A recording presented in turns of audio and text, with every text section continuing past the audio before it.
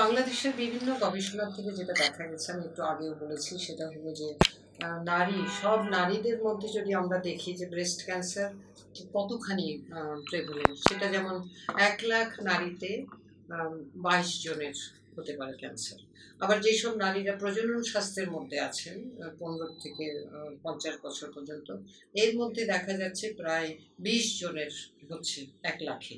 সেটাকে যদি আমরা আরো ছোট সংখ্যায় দেখি, তাহলে দেখা যাচ্ছে যে প্রতি 5,000 নারীর মধ্যে একজনের ব্রেস্ট ক্যান্সার। সুতরাং এটা কিন্তু খুব কম নয়, এটা আমাদের জানতে হবে। এবং সেটা আমিও হতে পারি, আমার বোন হতে পারে, আমার খালা হতে পারে, আমার মা হতে পারে, যে কেউ হতে পারে। সুতরাং আমাদের সবার কিন্তু এই নলেজটা থাকতে হবে, এবং কিভাবে আমি এটার থেকে পরিত্রাণ পাবো এবং অল্পে আমি বেঁচে যেতে পারবো, সেই জিনিসটা আমাদের জানতে হবে। সেটা হলো যে আমার নিজেকে তিনটা ভাবে টেস্ট আছে। একটা হলো, আমি যেটা বলে থাকি, আপনি নিজেই নিজের ডাক্তার প্রাথমিকভাবে। সেটা হলো আপনি যখন গোসল করছেন বা কোনো ব্লাউজ খুলছেন বা কিছু করছেন, আপনি একটু নিজেকে টেস্ট করবেন, দেখবেন কোথাও কোনো গোটা আছে কিনা। যদি একটা গোটা মনে হলো, একটা বিচির মতো মনে হলো, কি হঠাৎ করে একটু ব্যথা করছে, কেন ব্যাপার। অনেক সময় দেখা যায় যে বোটাটা একটু ব্যাকা হয়ে গেছে। এই জিনিসগুলো খুব সচেতন হয়ে যেতে হবে যখনই আপনি দেখবেন। তখন আপনাকে ইমিডিয়েটলি ডাক্তার, এগুলোকে আমরা নেগলেক্ট করি, মনে করি ও এটা হতেই পারে, আচ্ছা একটু গোটা, এটা তো হয়েই থাকে। না, একেবারেই না। আপনি এরকম কোনো সিমটম দেখলে সঙ্গে সঙ্গে যে নিয়ারেস্ট ডাক্তার আছে, যারা এই এই ধরনের টেস্টিংগুলো করেন, ওই ডাক্তারের কাছে গিয়ে আপনাকে পরীক্ষা হবে। একটু দুবেলা না খেয়ে থাকবেন, কিন্তু ডাক্তারের ভিজিটটার সঙ্গে করে নিয়ে আপনাকে দেখাতে হবে।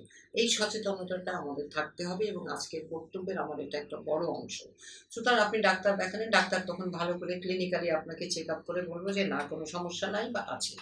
বা আপনাকে পরবর্তী একটা টেস্ট করতে দিতে পারে, যেখানে আপনি টেস্ট করে আপনি শিওর হবেন আছে কি না। কারণ যত আর্লি আমরা এই ক্যান্সারকে ডিটেক্ট করতে পারবো, তত আমার ভোগান্তি কম হবে, তত সংসারের খরচ কম হবে, ডাক্তারের কাছে সময় দিতে হবে কম, এবং কষ্ট কম হবে। সুতরাং আমাকে খুব আর্লি এটাকে ডিটেক্ট করতে হবে। এই জন্যই আমার বক্তব্যের এটা একটা বড় একটা অংশ, এবং এটা পরিবারের সবার রেসপন্সিবিলিটি। এটা একটা জিনিস খুব বড়। আর যদি একটু ভালো ভালো লেভেলে আমরা করতে চাই, এটা ডাক্তারই বলবে। এটাকে যেটা করা হয়, ম্যামোগ্রাম করা হয়, ম্যামোগ্রাফি করা হয়, আবার আল্ট্রাসাউন্ডও করা হয়, করে আরো ভালো করে জানা যায়। আবার যদি বড় কোনো সন্দেহ থাকে, তখন আবার একটু বায়োপসি করতে হয়, করে দেখতে হয় সেলের মধ্যে কোনো পরিবর্তন হয়েছে কিনা। একটা গবেষণা করা হয়েছিল, ওই গবেষণাতে দেখা যাচ্ছে অনেকেই জানেন যে হ্যাঁ, গোটা হতে পারে, ক্যান্সার হতে পারে, কি একটু ব্যথাও হতে পারে, কিন্তু অনেকেই জানেন না যে নিজেই টেস্ট করতে পারে, বা তাড়াতাড়ি ডাক্তারের কাছে টেস্ট করতে যেতে হবে, এবং স্ক্রিন করা যেতে পারে। এই নলেজগুলো কিন্তু আমাদের এখনো, এই জ্ঞানগুলো কম, যেটা আমাদের সবার জানা থাকা দরকার, পরিবারবর্গের সবার কাছে জানা দরকার।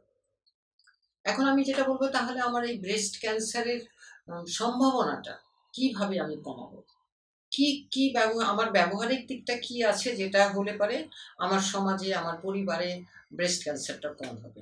আমরা বিভিন্ন গবেষণা থেকে দেখেছি যে যদি একটা মা ব্রেস্ট ফিড করে, বাচ্চাকে বুকের দুধ পান করায় 6 মাস, তার অধিক 2 বছর, তাহলে দেখা যাচ্ছে এই মায়েদের ব্রেস্ট ক্যান্সার কম হয়। দুটো কারণ আছে। একটা হচ্ছে যে আমরা এটা জানি যে ইস্ট্রোজেন বেশি হলে তখন ব্রেস্ট ক্যান্সারের সম্ভাবনাটা বেশি থাকে। তো যখন আমি বাচ্চাকে বুকের দুধ পান করাচ্ছি, তখন কিন্তু আমার মাসিক অনেক সময় বন্ধ থাকে, যেটাকে আমরা ল্যাকটেশন অ্যানিমিয়া বলে থাকি, যে বুকের দুধ খাওয়ানোর সময় মাসিক বন্ধ থাকলো, তখন কিন্তু ইস্ট্রোজেনটা কম বডিতে আসে। তো সেটাও একটা এক্সপোজার টু ইস্ট্রোজেন কম হয় যদি আমরা ব্রেস্ট ফিড করি এবং বেশি দিন ব্রেস্ট ফিড করি। তাহলে এটা একটা প্রিভেন্টিভ ফ্যাক্টর, এবং এটা একেবারেই প্রমাণিত, এবং গবেষণা থেকে দেখা গেছে যে মা যদি বাচ্চাকে ব্রেস্ট ফিড করে, তাহলে তার ব্রেস্ট ক্যান্সার কম হবে। এটা একটা জিনিস। আর যেটা হলো যে আর্লি ডায়াগনোসিস, আপনাকে সচেতন হয়ে আর্লি ডায়াগনোসিস করতে হবে, তাহলে এটার ব্যাপারে ভোগান্তি কম হবে।